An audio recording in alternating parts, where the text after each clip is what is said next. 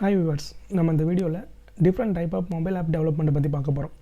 So இப்போ mobile app develop பண்ணுற பார்த்தீங்கன்னா 3 types of mobile app application வந்து 3 டைப்ஸ் ஆஃப் டெவலப் பண்ணுவாங்க. ஸோ இப்போ நமக்கு என்ன மொபைலாக இருக்குன்னு பார்த்தீங்கன்னா ஆண்ட்ராய்டு ஐஓஎஸ். ஸோ விண்டோஸ் இப்போ யாருமே யூஸ் பண்ணுறதில்ல. ஸோ இப்போதைக்கு நமக்கு நார்மலாக இருக்கிறது இந்த Android mobiles and iOS mobiles. So இதுக்கு என்ன பண்ணுவாங்கன்னா 3 டைப் ஆஃப் அப்ளிகேஷன் நம்ம டெவலப் பண்ணலாம். ஸோ அது என்னென்னா பார்த்தீங்கன்னா நேட்டிவ் சொல்லுவாங்க, நேட்டிவ் மொபைல் அப்ளிகேஷன். இன்னொன்று பார்த்தீங்கன்னா கிராஸ் பிளாட்ஃபார்ம். ஸோ அடுத்து ஒன்று பார்த்தீங்கன்னா ஹைப்ரிட். ஸோ இது பார்த்திங்கன்னா நிறைய பேருக்கு டிஃப்ரெண்ட் தெரியாது. ஸோ எல்லாருமே மொபைல் அப்ளிகேஷனாக நார்மலாக நமக்கு பார்த்தாலுமே டிஃப்ரெண்ட் கண்டுபிடிக்க முடியாது நார்மல் யூஸராக இருக்கும்போது. ஸோ நேட்டிவ் அப்ளிகேஷன் எப்படி இருக்குது, கிராஸ் பிளாட்ஃபார்ம் அப்ளிகேஷன் எப்படி இருக்குது, ஹைப்ரிட் அப்ளிகேஷன் எப்படி இருக்குதுன்னு நம்மளால் டிஃப்ரெண்ட் கண்டுபிடிக்கவே முடியாது. ஸோ இந்த மூணுக்கு உங்களுக்கு ஈஸியாக டிஃப்ரெண்ட் சொல்லலாம்னா எப்படி சொல்லலாம்னா, இப்போ நேட்டிவ்னா என்னென்னா, இப்போ நம்ம தமிழ்நாட்டில் பிறந்திருக்கோம். ஸோ நம்மளோட மதர் டங் இது தமிழ். ஸோ நம்ம எப்படி தமிழில் பேசுகிறோங்கிறது தான் நேட்டிவ். ஸோ அது அதோட நேட்டிவாகவே இப்போ ஆண்ட்ராய்டுனா, ஸோ ஆண்ட்ராய்டை யூஸ் பண்ணியே நம்ம அதுக்கு அப்ளிகேஷன் டெவலப் பண்ணுறது. இப்போ ஐஓஎஸ்னால் அதுக்கு எக்ஸ்கோடை யூஸ் பண்ணி டெவலப் பண்ணுவாங்க. ஸோ நேட்டிவ் லாங்குவேஜில் டெவலப் பண்ணால் அதுதான். இப்போ தமிழ்நாட்டில் வந்துட்டு நம்ம தமிழ் பேசுகிறது நமக்கு ஈஸியாக இருக்கும். ஸோ அதுதான் நேட்டிவ். ஸோ இப்போ கிராஸ் பிளாட்ஃபார்ம்னால் என்னதுன்னா, இப்போ நம்ம ஒருத்தர் அவருக்கு தமிழே தெரியாது.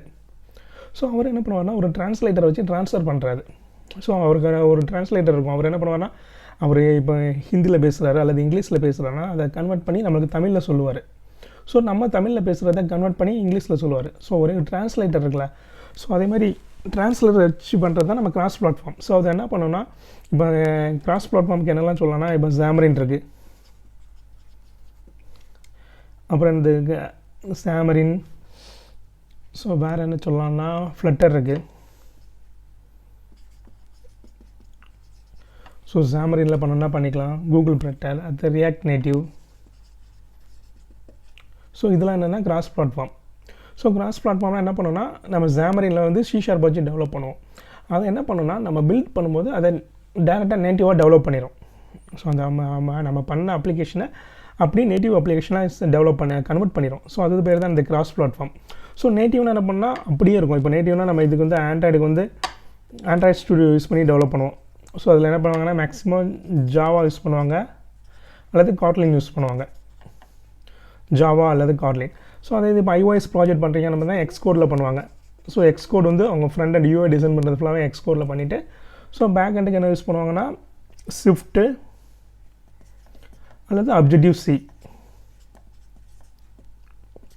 ஸோ இது எக்ஸ்கோடு இங்கே ஆண்ட்ராய்டுக்கு வந்து ஆண்ட்ராய்டை யூஸ் பண்ணி டெவலப் பண்ணுறது எல்லாமே என்ன பண்ணுவாங்கன்னா, இதான் நேட்டிவ் அப்ளிகேஷன் சொல்லுவாங்க. ஸோ கிராஸ் பிளாட்ஃபார்ம் பார்த்தீங்கன்னா இது Xamarin, Flutter, React இதை யூஸ் பண்ணி பண்ணுறது தான்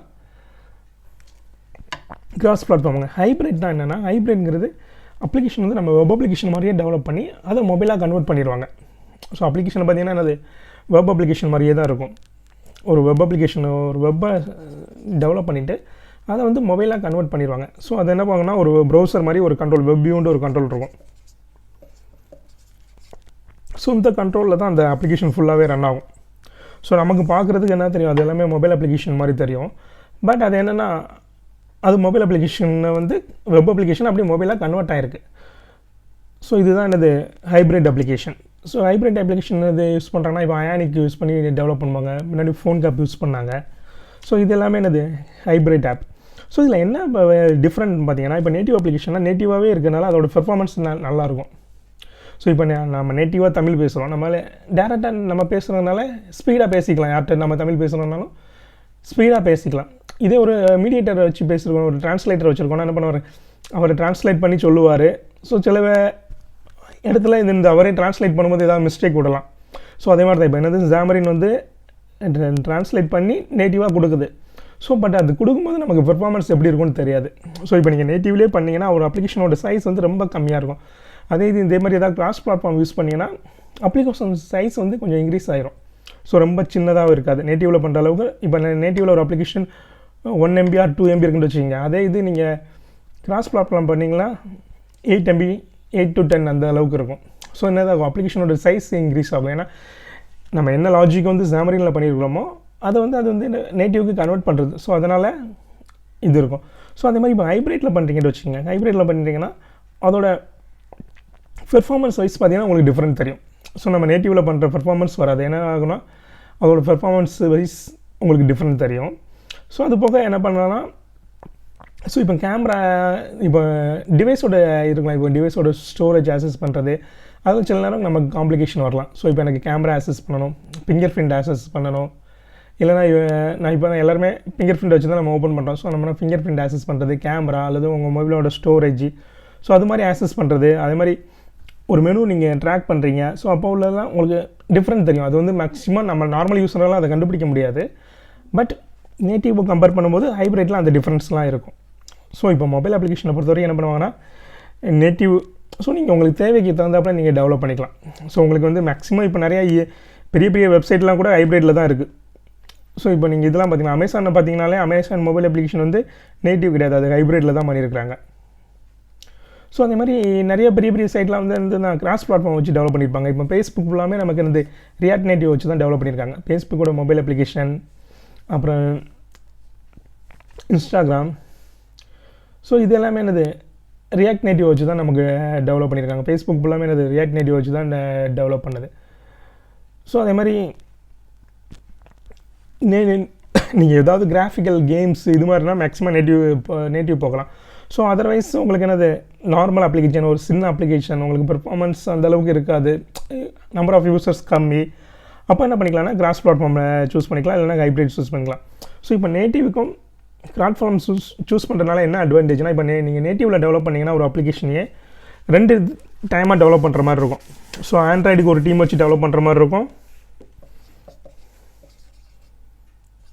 ஸோ ஆண்ட்ராய்டுக்கு ஒரு டீம் வச்சு டெவலப் பண்ணுற மாதிரி இருக்கும், iOSக்குன்னு ஒரு டீம் வச்சு டெவலப் பண்ணுறதா இருக்கும். அதனால் இது இந்த டெவலப்மெண்ட் டைமும் அதிகமாகும், டெவலப்மெண்ட் டைம் அதிகமாகும், அதே மாதிரி காஸ்ட்டும் அதிகமாகும். அப்படி ஆனால் ஹைப்ரிட்டு கிராஸ் பிளாட்ஃபார்ம் ஹைப்ரிட் அப்படி கிடையாது. ஸோ நீங்கள் ஒன் டைம் டெவலப் பண்ணிட்டீங்கன்னா அதே இது என்ன பண்ணிக்கலாம், ஆண்ட்ராய்டுக்கும் யூஸ் பண்ணிக்கலாம், ஸோ iOSக்கும் யூஸ் பண்ணிக்கலாம். ஸோ இதெல்லாம் என்ன பண்ணுங்கன்னா டெவலப்மெண்ட் டைம் அண்ட் காஸ்ட்டை வந்து ரெடியூஸ் ஆகும். இப்போ நீங்கள் கிராஸ் பிளாட்ஃபார்ம் அல்லது ஹைப்ரிட்டில் பண்ணுறீங்கன்னா இந்த ரெண்டுமே உங்களுக்கு மிச்சம். அதே மாதிரி என்ன பண்ணிக்கலாம்னா ஈஸியாக நீங்கள் ஏதாவது சேஞ்ச் பண்ண வேண்டியிருக்கு அப்படின்னா ஒரே ஒரு இடத்துல சேஞ்ச் பண்ணால் போதும். பட் நீங்கள் நேட்டிவில் பண்ணியிருந்தீங்கன்னா என்ன பண்ணணும், iOSலேயும் தனியாக சேஞ்ச் பண்ண வேண்டியிருக்கும், ஆண்ட்ராய்டுக்கும் சேஞ்ச் பண்ண வேண்டியிருக்கும். ஸோ இதனால் உங்களுக்கு டைம் அதிகமாக கன்சியூம் ஆகும். ஸோ நீங்கள் என்ன பண்ணிக்கலாம்னா உங்களுக்கு தேவைக்கு தகுந்தாப்பில் நீங்கள் என்ன பண்ணிக்கலாம், நேட்டிவ் வேணுமா, கிராஸ் பிளாட்ஃபார்மா, ஹைப்ரிட் வேணுமாங்கிறத நீங்கள் சூஸ் பண்ணிக்கலாம். ஓகே யூசர்ஸ், உங்களுக்கு ஏதாவது இதில் டவுட் இருந்துச்சுன்னா நீங்கள் கமெண்ட் செக்ஷனில் கமெண்ட் பண்ணுங்கள். நான் உங்களுக்கு இதை பற்றிய டீட்டெயில்ஸ் உங்களுக்கு டிஸ்கிரிப்ஷனில் உங்கள் கமெண்ட்டுக்கு நான் ரிப்ளை பண்ணுறேன். உங்களுக்கு என்னென்ன டவுட்ஸ் எது இருந்தாலுமே நீங்கள் கமெண்ட்ஸில் கமெண்ட் பண்ணலாம். Okay sir, thank you.